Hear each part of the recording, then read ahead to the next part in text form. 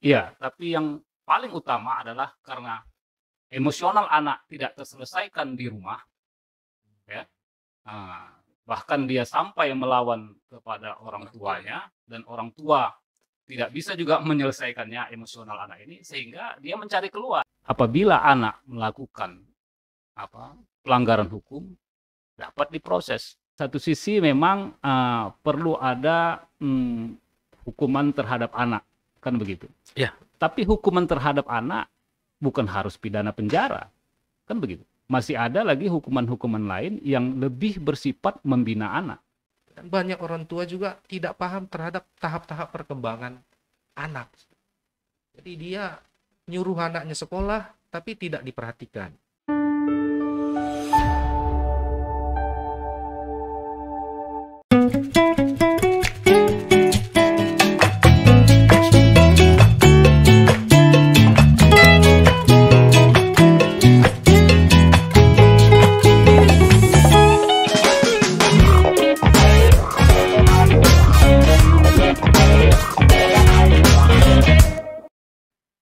Halo Sobat Hukum Puspa, jumpa kembali di rubrik Sahabat Anak PKPA.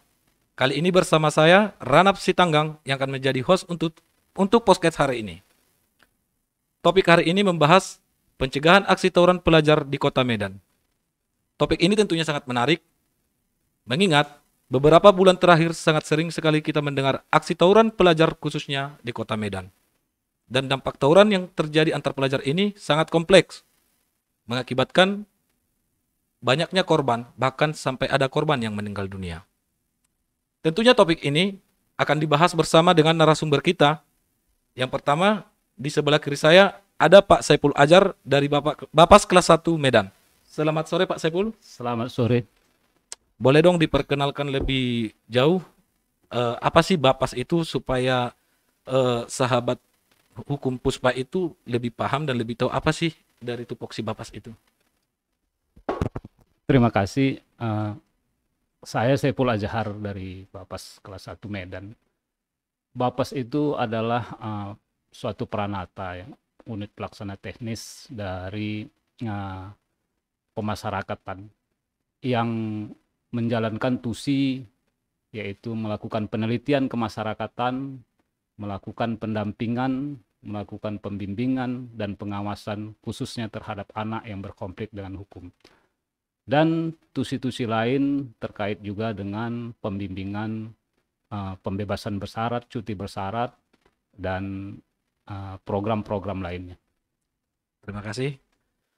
Di sebelah kanan saya ada juga narasumber kita, yaitu Pak Ade Suwandi dari SMK Negeri 9 Medan. Selamat sore Pak. Selamat sore Pak. Boleh diperkenalkan lebih jauh lagi profesi Bapak apa? Baik Pak. Perkenalkan, nama saya Adi Suwandi Simanung Khalid. Saya salah satu guru produktif pekerjaan sosial di SMK Negeri 9 Medan. Oke, terima kasih. Di awal tadi saya sudah sampaikan mengenai dengan topik diskusi kita hari ini, yaitu pencegahan aksi tawuran pelajar di Kota Medan.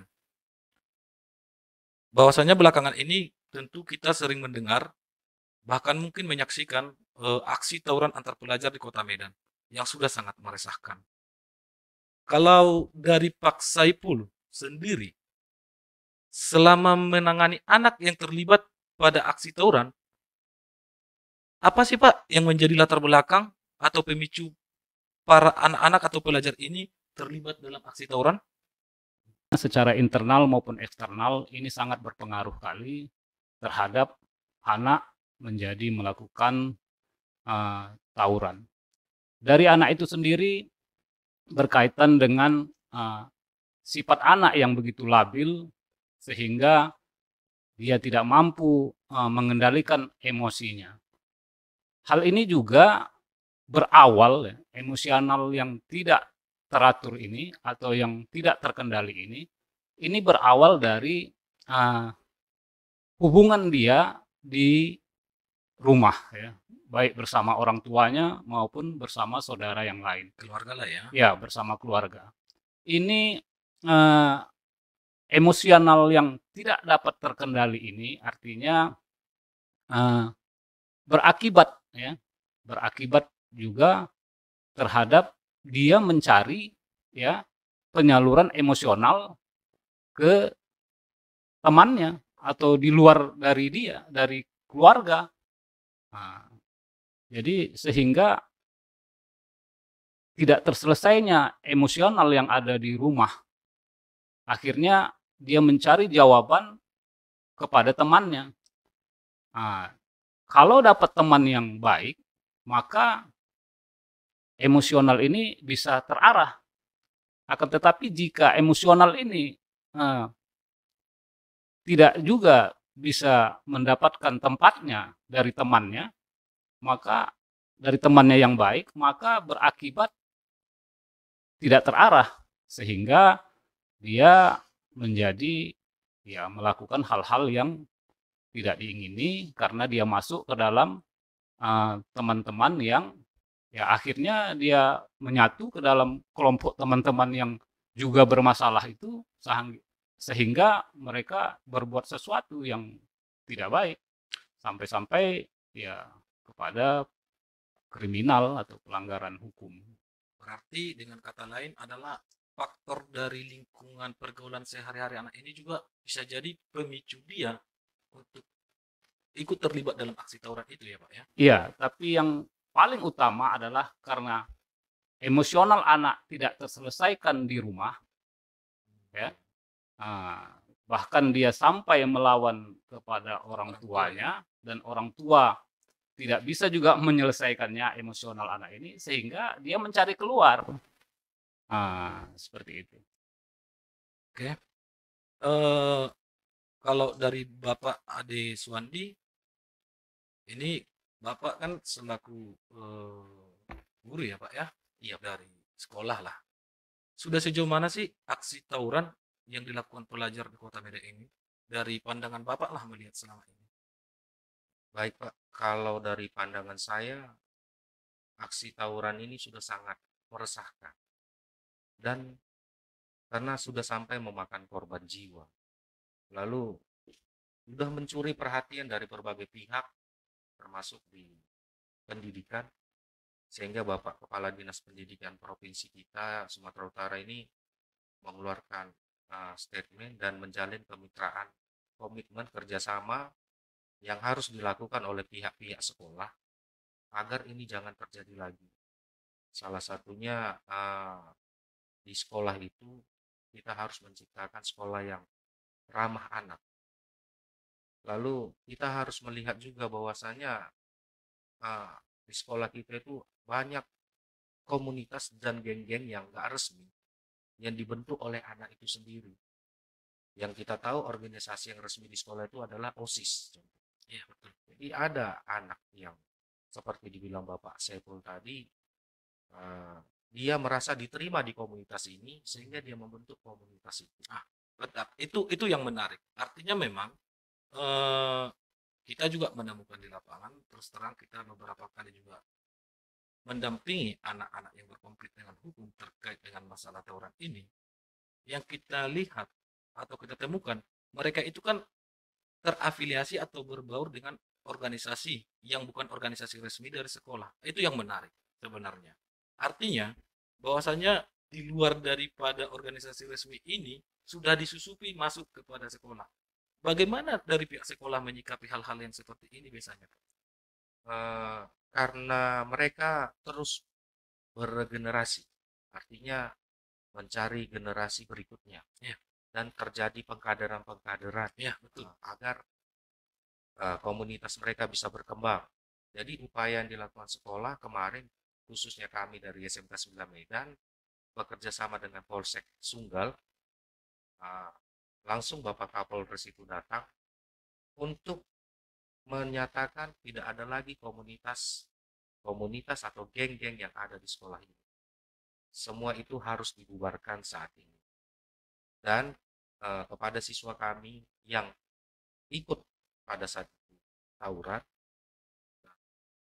pihak Polres Medan Sunggal memberi tindakan tegas apabila tamat mencari pekerjaan tidak akan diterbitkan lagi SKCK, surat keterangan catatan kriminal kan diperlukan untuk mencari pekerjaan. Jadi itu sanksi yang diberikan upaya-upaya yang kita berikan dari pihak sekolah bekerja sama dengan Polsek Medan Sunggal ya, Polsek Medan Sunggal Pak. Memang menarik juga sih dalam untuk membahas diskusi kita hari ini, karena terus terang kita pun dari pihak PKPA sudah melakukan sosialisasi maupun penyuluhan sampai ke tingkat sekolah.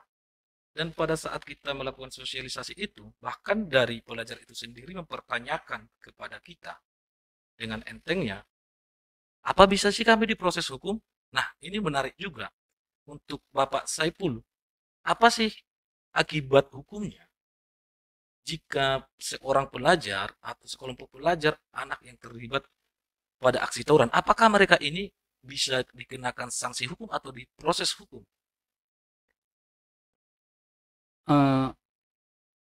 Berangkat dari usia anak ya, mulai dari 12 tahun sampai kurang dari 18 tahun. Ini apabila anak melakukan pelanggaran hukum dapat diproses. Akan tetapi jika anak itu belum berusia 14 tahun, nah ini memang anak belum bisa ditahan. Tapi diproses bisa, secara hukum diproses bisa. Ya, karena memang pertanyaan-pertanyaan yang seperti ini yang sering kita dengar bahkan dari anak itu sendiri Pak, pada saat kita melakukan sosialisasi ataupun penyuluhan ke tingkat sekolah ataupun ke tingkat masyarakat. Berarti pada intinya adalah seorang anak tadi sudah bisa diproses hukum ketika sudah berusia 14 tahun ya Pak ya. Mulai dari 12 tahun. Dari 12 tahun ya sudah bisa diproses. Sudah bisa diproses. Ya. Yang pastinya ada suatu aturan undang-undang yang berlaku khusus untuk anak-anak ini ya, yaitu Undang-Undang Sistem Peradilan Pidana Anak kalau tidak salah ya Pak ya. Untuk menyambung statement dari Bapak tadi, menurut Bapak selaku pendamping anak yang berkonflik dengan hukum lah, yang sudah lama lah berpengalaman di bidang pendampingan terhadap anak KKH ini, menurut Bapak apakah masih relevan tentang implementasi Undang-Undang Sistem Peradilan Pidana ini untuk dewasa inilah untuk saat ini? Kalau sebenarnya undang-undang sebelumnya pun juga sudah baik ya. Undang-Undang Nomor 3 tahun 97 tentang pengadilan anak akhirnya dirubah dengan Undang-Undang Sistem Peradilan Pidana Anak.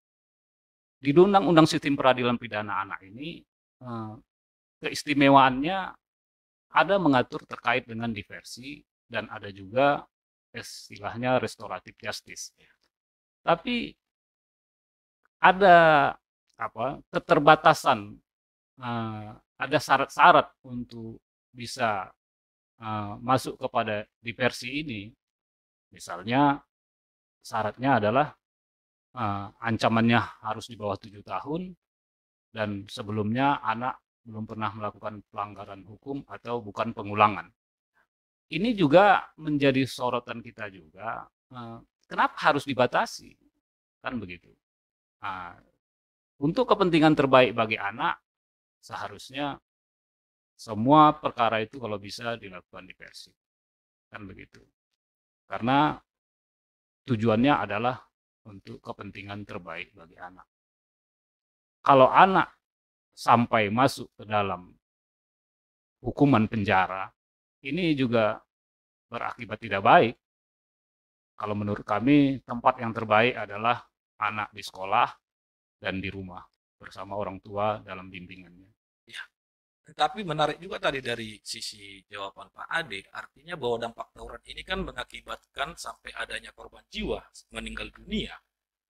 Nah, lantas artinya dari sisi hukumnya sendiri, apakah itu adil ketika anak tidak diproses hukum atau tidak ada suatu ganjaran atas tindak pidana yang dilakukannya ketika mengacu tadi apa yang Bapak sampaikan bahwasanya anak itu lebih baik tidak dipenjara kan gitu. Sementara ini sampai ada korban yang sampai meninggal dunia.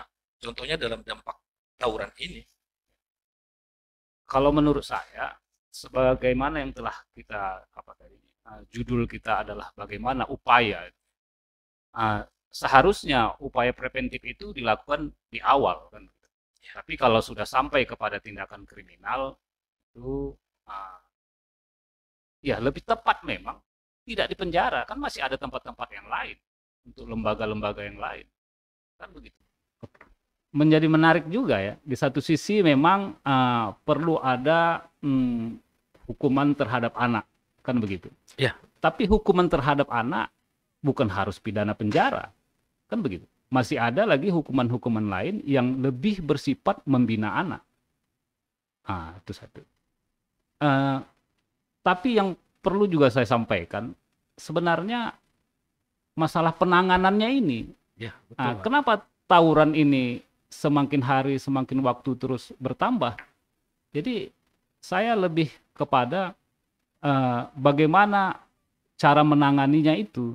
Misalnya ada tawuran. Tawuran ini kan suatu perkelahian yang dilakukan oleh dua pihak atau dua kelompok. Lalu karena ada korban di kelompok A, lalu A melapor ke pihak kepolisian atau orang tuanya melapor karena ada korban.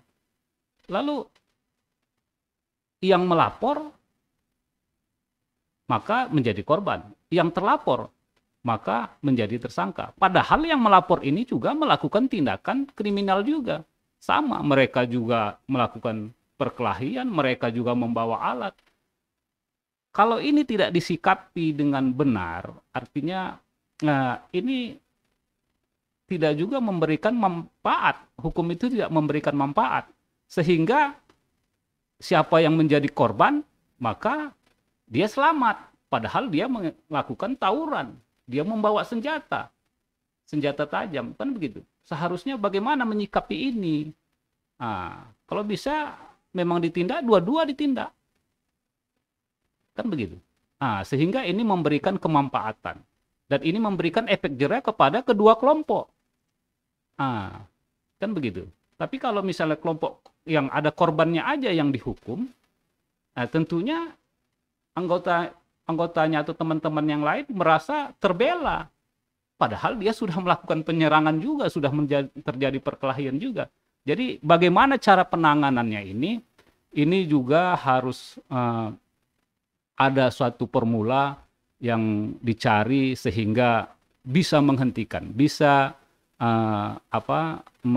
ya setidak-tidaknya mengurangi atau mentiadakan tawuran lagi di Kota Medan. Tentunya harapan kita memang kalaulah bisa ya memang aksi tawuran itu tidak ada lagi di Kota Medan, khususnya bagi antar pelajar ya. Iya. Pada intinya adalah penanggulangan atau pencegahan itu adalah sangat penting. Itu yang diawali. Menarik sih. Menurut Bapak Ade Suwandi, apa sih kebijakan sekolah untuk upaya penanggulangan siswa yang terlibat pada aksi tawuran? Apakah upaya tersebut sudah berhasil? Baik, Pak. Jadi tawuran ini kan bukan semata-mata tanggung jawab sekolah. Ya. Orang tua pun punya peran. Artinya bagaimana pola asuh dia mendidik anaknya di rumah. Itu mendukung sifat dan karakter si anak tadi. Jadi kalau kita di sekolah kan, upaya yang kita lakukan yang pertama sesuai dengan arahan dari Bapak Kepala Dinas Pendidikan Provinsi dan ditindaklanjuti oleh Bapak Kepala Sekolah Bapak Kaswardi, memberikan arahan kepada kami untuk menegakkan peraturan dan tata tertib disiplin di sekolah. Lalu menjalin kemitraan dengan berbagai institusi, salah satunya kemarin dari PKPA yang kita undang untuk memberikan materi tentang anak yang berhadapan dengan hukum. Lalu yang ketiga, ada penguatan proyek profil pelajar Pancasila yang harus dilibatkan dalam berbagai kegiatan di sekolah, ekskul, intrakurikuler, dan kokurikuler. Jadi anak-anak ini kita sibukkan dengan berbagai kegiatan. Lalu yang keempat, berkomunikasi dengan intens kepada orang tua. Jadi tiap-tiap wali kelas itu mempunyai grup WA khusus dengan orang tua agar sama-sama memantau anaknya, karena semata-mata ini menjadi tanggung jawab pihak sekolah, padahal orang tua lah seharusnya memiliki peranan penting. Kalau kita melihat dari waktu di sekolah, anak hanya berapa jam, lebih banyak dia menghabiskan waktu itu di luar, di rumah. Jadi bagaimana orang tua membentuk karakter si anak, pola asuhnya seperti yang dibilang Bapak Saiful tadi, kecerdasan emosionalnya. Jadi banyak siswa kita ini tidak paham bagaimana mengolah kecerdasan emosional. Sementara hidup ini bukan kecerdasan intelektual saja yang dicari. Bukan soal nilai ya di Iya. sekolah itu ya. Tapi ada kecerdasan emosional dan spiritual. Dan banyak orang tua juga tidak paham terhadap tahap-tahap perkembangan anak. Jadi dia nyuruh anaknya sekolah, tapi tidak diperhatikan, tidak disupport. Jadi ini tanggung jawab sama-sama. Dan setelah kemarin pihak dari PKPA udah ke sana dan pihak Polsek Medan Sunggal sudah datang juga, ya sampai sekarang aksi tawuran itu tidak ada lagi di sekolah kami karena Bapak Kepala Sekolah juga udah membuat piket. Guru piket ini bertugas untuk memantau 500 meter di area lingkungan sekolah, memantau anak setelah pulang sekolah. Ya. Jangan ada yang kumpul-kumpul, langsung disuruh pulang. Ya, karena kita ketahui bersama ya, biasanya kan aksi tawuran ini memang sangat jarang terjadi di lingkungan sekolahnya. Justru ketika pada saat keluar dari sekolah ini yang mereka tawuran, tapi dengan menggunakan atribut sekolah kan gitu. Jadi mereka kumpulkan Pak rame-rame, konvoy. Iya, betul. Jadi ya jangan kita kasih kumpul, langsung pulang. Jadi kalau dari pihak sekolah sendiri menyikapi anak-anak yang terlibat dalam aksi tawuran ini, ada nggak misalnya ketika anak itu sudah terlibat aksi tawuran di proses hukum, ada nggak sanksi yang diberikan oleh pihak sekolah terhadap anak yang terlibat dalam aksi tawuran ini? Ada, tapi kita kembali bina, Pak. Jadi ada beberapa syarat dia agar kita kembali bina. Salah satunya dia harus mengurus dulu surat bebas narkoba. Bagi yang ikut kemarin pada saat tawuran, jadi dia harus ikut dulu. Apa hasilnya? Tapi tetap bagaimanapun itu kita bina. Karena kalau kita kembalikan dia ke masyarakat itu makin jadi. Dan umumnya itu pemainnya itu alumni. Alumni dari sekolah ya. Iya, Artinya yang sudah tidak bersekolah di sana lagi. Alumni. Jadi dia merekrut dan merekrut yang masih sekolah adik-adiknya. Dan ketika terjadi hal itu dia buang badan kan. Jadi dengan demikian pihak sekolah melarang jangan ada komunitas-komunitas geng-geng lagi yang ada di sekolah. Jadi dengan tidak adanya komunitas tersebut maka bisa jadi aksi tawuran ini berkurang lah. Ya. Berarti dalam hal penanggulangan anak yang terlibat tawuran ini tidak cukup saja hanya dari pihak sekolah, tidak cukup saja dari pihak orang tua, tapi dari semua sektor, apakah itu dari penegak hukumnya sendiri, dari pemerintahnya sendiri ya Pak ya? Iya. Dari Bapas melakukan upaya pencegahan maupun penanggulangan terkait aksi tawuran pelajar, ada nggak mempunyai program kerjasama dengan sekolah dalam hal pencegahan terkait tawuran antar pelajar ini, Pak? Terus terang kita sampaikan bahwa kerjasama Bapas dengan pihak sekolah itu masih bersifat terkait dengan keterampilan, dengan edukasi. Belum sampai juga kepada bagaimana pencegahan terkait dengan tawuran ini.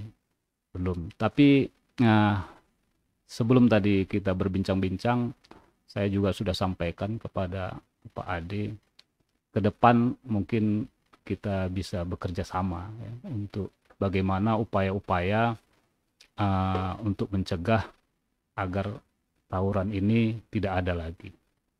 Seperti itu. Ya, karena pada intinya adalah pencegahan itu yang harus diutamakan, bukan proses penanganannya kan, Pak? Iya, ya. Tapi kalau dia sudah melakukan juga, ini perlu jadi pencegahan juga supaya jangan mengulangi lagi. Ya, kan begitu. Artinya tiada henti juga untuk melakukan upaya-upaya untuk tidak terulang lagi. Kan. Kalau dari Bapak, selama Bapak Saiful melakukan pendampingan atau penelitian terhadap anak yang berkonflik dengan hukum, ada nggak sih anak-anak yang kemudian mengulangi kembali suatu perbuatan tindak pidana walaupun bukan jenis tindak pidana yang sama, atau mungkin juga tindak pidana yang sama, ada nggak itu Pak kira-kira? Ada. Itu tidak bisa juga kita pungkiri, ada. Akan tetapi memang angkanya masih kecil. Angkanya masih kecil. Namun begitu, ya kita juga akan berupaya terus sehingga kalau ada pengulangan sementara kita sudah lakukan bimbingan, ini juga ya kegagalan juga bagi pembimbingnya sendiri kan begitu. Jadi kita terus berupaya untuk ke depan melakukan berjejaring lah sama pihak-pihak yang terkait. Tapi ada sedikit yang masih mengganjal sih, artinya mungkin juga menjawab pertanyaan dari sahabat hukum Puspa, karena memang beberapa kali dilontarkan pertanyaan seperti di awal tadi sudah saya tanyakan bahwasannya masih relevankah undang-undang ini, Bapak sendiri menjawab. Artinya kami ini supaya merasa yakin, dan pasti menurut Bapak sekali lagi kami tanya, memang apakah masih relevan ini, atau adakah enggak supaya kemudian hari diperbaharui undang-undang ini? Oke. Kalau menurut saya undang-undangnya sudah cukup baik. Tapi ada di situ, sudah dipesan di situ, yang menangani anak yang berkonflik dengan hukum itu, mulai dari penyidiknya, harus penyidik yang benar-benar menjiwai tentang anak. Begitu juga jaksa penuntut umumnya, begitu juga hakimnya, begitu juga penasehat hukumnya. Kalau undang-undangnya sudah baik, tetapi penegak hukumnya kurang memahami, ini juga gagal. Nah, jadi kalau menurut saya, yang saya alami, undang-undangnya sudah cukup baik. Sudah cukup baik. Walaupun memang masih ada yang harus kita perbaiki, misalnya di undang-undang itu masih ada istilah pidana penjara. Ya. Sementara kalau kita mempelajari lebih dalam rohnya dari sistem peradilan pidana anak itu menjauhi anak dari penjara. Kenapa lagi ada pidana penjara? Nah, itu juga salah satu, walaupun dia menempatkan secara sistematisnya paling bawah. Tetapi ketika tidak ada fasilitas untuk memberikan sanksi kepada anak, misalnya menempatkan anak ke LPKS, LPKS-nya sampai sekarang tidak ada. Jadi sehingga hakim pun menjadi sulit juga menempatkan anak ke LPKS, sementara LPKS-nya nggak ada, sehingga ya udahlah masuk aja lah ke lapas. Hukumannya apa? Hukumannya pidana penjara. Kenapa pidana penjara ini tidak baik? Karena ini memberikan stigma. Ketika anak itu keluar dari lapas, lalu dia disebut, oh ini mantan bekas di penjara. Ini kan stigma yang tidak baik. Padahal pemasyarakatan sendiri itu jauh-jauh hari sudah tidak ada lagi penjara. Sudah diganti kata penjara itu dengan pemasyarakatan. Tapi di undang-undangnya masih ada. Inilah salah satu, di undang-undang sistem peradilan pidana anak ini masih ada istilah penjara, pidana penjara untuk anak lagi. Jadi seharusnya ada kekhususan, dan ini sebaiknya dihapus saja pidana penjara ini. 2014, undang-undangnya 2012 sebenarnya kan itu, tapi berlakunya 2014. Tapi hingga pada saat ini masih banyak fasilitas yang disebutkan dalam undang-undang itu sampai saat ini belum ada. Terutama tadi soal LPKS, dan juga adalah buat penegak hukumnya sendiri yang harus berkompeten di bidang itu ya Pak ya. Tentunya kita berharap kepada pemerintah bahwasanya agar secepatnya merealisasikan apa yang dimandatkan tentang fasilitas yang di dalam undang-undang itu sendiri, misalnya tadi LPKS ya Pak ya, sampai saat ini belum ada, sehingga ujung-ujungnya muara anak itu adalah proses pemidanan penjara ya Pak ya. Yang kedua juga soal penegak hukumnya, bahwasanya penyidiknya harus penyidik anak tadi, jaksanya juga jaksa anak, dan hakimnya juga hakim anak ya Pak ya. Artinya betul-betul berkompeten di bidang itu ya Pak ya. Ya setidak-tidaknya mereka sudah dapatlah pendidikan terkait dengan sistem peradilan pidana anak. Terkhusus lagi bagi orang-orang yang ada di lapangan. Sepertinya ini tidak tersentuh dengan pendidikan dan pelatihan.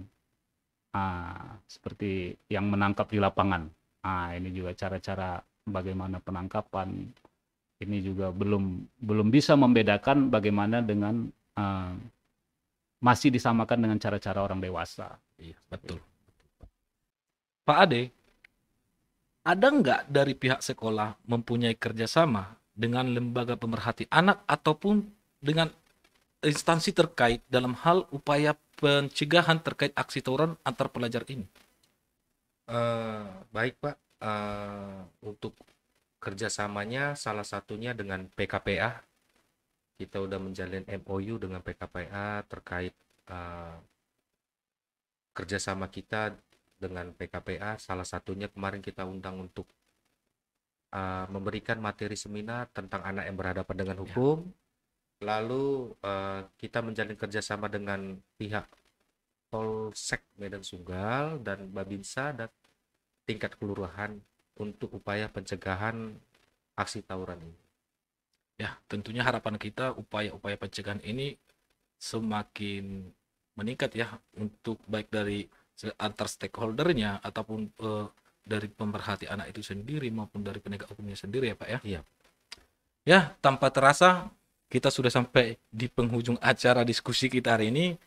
Akan tetapi sebelum kita tutup diskusi kita ini, kami meminta kepada kedua narasumber, terlebih dahulu dari Pak Saiful, untuk memberikan closing statement terhadap topik kita hari ini, agar para sahabat hukum Puspa bisa tahu lebih mendalam terkait apa sih dampak-dampak tadi dari aksi tawuran ini maupun pencegahannya. Kira-kira apa sih Pak closing statement dari Bapak Saiful Adjar? Oke. Begitu penting peran daripada orang tua terhadap pencegahan daripada tindakan-tindakan yang boleh dikatakan sampai pada kriminal terhadap anak-anaknya. Ini tidak bisa tidak ya. Orang tua sangat berperan penting ya. Di samping itu juga yang menjadi penting juga bagi kami adalah bagaimana cara penanganannya. Ini terkait dengan penegak hukum ya. Dan mungkin pihak terkait lainnya untuk bersama-sama menyelesaikan permasalahan ini. Sepertinya ini tidak bisa ditangani atau duduk sendiri-sendiri gitu. Harus secara komprehensif untuk menangani ini. Sangat menarik dari Pak Ade. Kira-kira apa yang menjadi closing statement dari Bapak? Baik, buat para pelajar Kota Medan,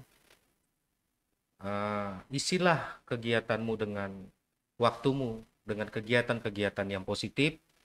Kembangkanlah dalam diri kamu kecerdasan intelektual, kecerdasan emosional, dan kecerdasan spiritual, agar kamu dapat menjadi seseorang yang berguna bagi keluarga, masyarakat, dan bangsa dan negara. Itu saja dari saya.